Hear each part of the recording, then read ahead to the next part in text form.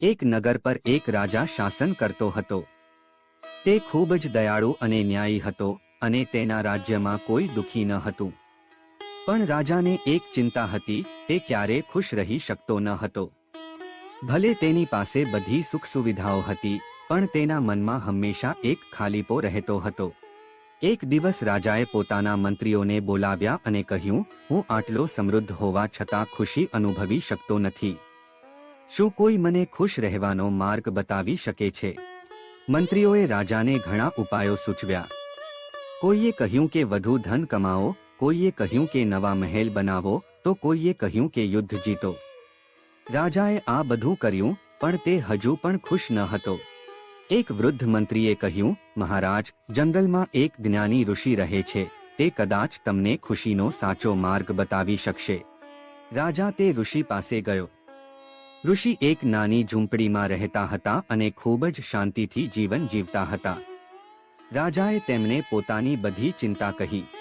ઋષિએ રાજાની વાત ધ્યાનથી સાંભળી અને કહ્યું, મહારાજ, હું તમને ખુશીનો માર્ગ બતાવીશ, પણ તેના માટે તમારે મારી સાથે એક કામ કરવું પડશે। રાજાએ તરત જ હા પાડી। ઋષિ તેને એક જૂના તૂટેલા મંદિરમાં લઈ ગયા અને કહ્યું, આ મંદિરનું સમારકામ કરો, પણ યાદ રાખજો, તમારે તમારા બધા સુખસાધનો છોડી દેવા પડશે। તમારે માત્ર તમારા હાથથી જ કામ કરવું પડશે। રાજાએ ઋષિની વાત માની લીધી। તેણે પોતાના રાજવી વસ્ત્રો ઉતારીને સાદા કપડાં પહેર્યા।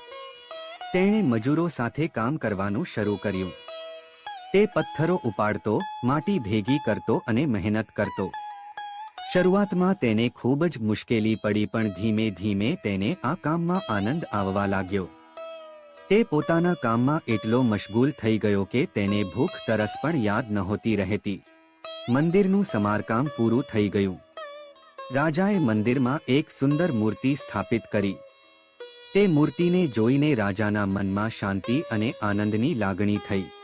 ઋષિએ રાજાને કહ્યું, મહારાજ, જ્યારે તમે માત્ર તમારા માટે કામ કરતા હતા, ત્યારે તમને ખુશી નહોતી મળી, પણ જ્યારે તમે બીજા માટે, એક સારા હેતુ માટે કામ કર્યું, ત્યારે તમને સાચી ખુશી મળી।